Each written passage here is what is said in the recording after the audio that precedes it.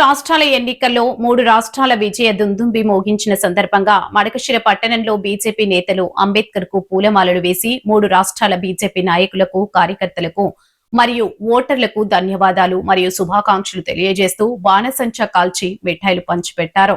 మరియు ఈ అఖండ విజయానికి కారణభూతులైన బీజేపీ జాతీయ అధ్యక్షుడు నితిన్ నబీన్ ప్రధాని మోడీకి అమిత్ షాకు ధన్యవాదాలు తెలిపారు.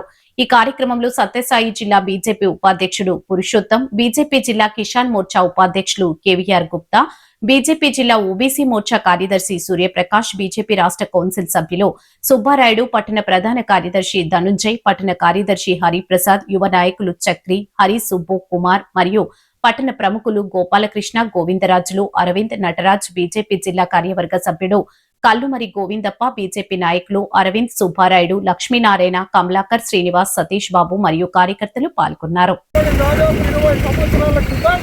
మన భారతీయ జనతా పార్టీ వెస్ట్ బెంగాల్లో పునాదులు వేసుకుని ఒక్క 3 సీట్లతోనే భారతీయ జనతా పార్టీ ప్రారంభమై పోయినసారి 2021లో 77 స్థానాలు గెలుచుకొని ప్రధాన ప్రతిపక్ష హోదాలో ఉండి అనేక సమస్యల మీద పోరాటం చేస్తూ ప్రజల జీవనాన్ని కంపింపజేస్తున్న మమతా బెనర్జీ యొక్క దుష్ట పాలనను అంతం చేయడానికి కొన్ని వేల మంది కార్యకర్తలు వాళ్ళ ప్రాణాన్ని బలిదానం చేశారు, ఆస్తులు పోగొట్టుకున్నారు, విలువైన వాళ్ళ సమయాన్ని, విలువైన వాళ్ళ జీవితాన్ని పోగొట్టుకొని ఈరోజు అఖండమైన మెజారిటీతో భారతీయ జనతా పార్టీ 207 స్థానాలతో 2/3 మెజారిటీతో బెంగాల్లో విజయం సాధించడము ఇది బెంగాల్ ప్రజల విజయమే కాదు, భారతదేశం యొక్క భావోద్వేగానికి, భారతదేశం యొక్క జాతీయ సమైక్యత కూడా ఇది ఒక నిదర్శనం.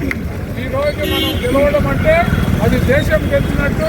ప్రతి భారతీయ జనతా పార్టీ కార్యకర్త ఈ విజయంలో ప్రతి ఒక్క కార్యకర్త కూడా ఈ 2 నెలల నుంచి అదే తపన, అదే ఇది భారతదేశం మొత్తం కూడా ఎదుర్కొంటుంది కోసం. దాంట్లో మనం సఫలీకృతమైనాము. నిన్ననే మోదీ గారు చెప్పారు, నన్ను వారణాసిని రమ్మని చెప్పారు. 2013లో నన్ను ప్రధానిగా ప్రకటించిన తర్వాత నేను వారణాసిలో గంగామాతకు పూజ చేసి నేను నామినేషన్ వేసేకి వెళ్ళాను. ఆ రోజు గంగామాత నన్ను ఇక్కడికి పిలిపించుకునింది అనే భావంతో నేను వచ్చాను కాశీకి. తర్వాత గంగోత్రి అంటే గంగోత్రి నుంచి గంగా సాగర్ వరకు ఉత్తరాఖండ్లో గంగోత్రి పుడుతుంది. తర్వాత బీహార్లో గంగా ప్రవహిస్తుంది, ఉత్తరప్రదేశ్లో గంగ ప్రవహిస్తుంది, వెస్ట్ బెంగాల్లో గంగా నగర్, గంగా సాగర్ అంటారు దాన్ని.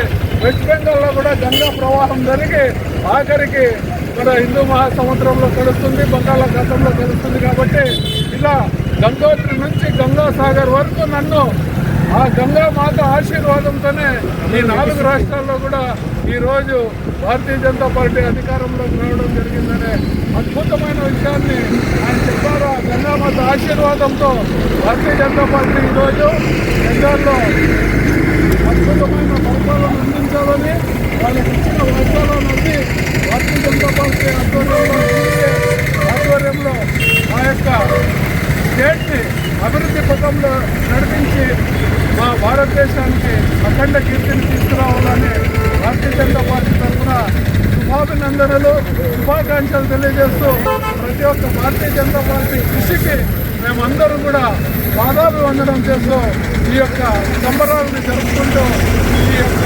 టపాకాయల్ని పేల్చి మా యొక్క ఆనందాన్ని, సంతోషాన్ని ఆ యొక్క భారతీయ ప్రజలకి అంకితం చేయాలని కోరుకుంటూ, మరియు అదేవిధంగా అస్సాంలో ఈరోజు 3వసారి హ్యాట్రిక్ సంపాదించాము. అది అఖండమైన మెజారిటీ 136 స్థానాలకి 105 స్థానాలు గెలవడము. పుదుచ్చేరిలో 2వసారి మళ్ళా అధికారాన్ని చేపట్టడం అంటే గుడ్ గవర్నెన్స్ ఎప్పుడు కూడా భారతీయ జనతా పార్టీ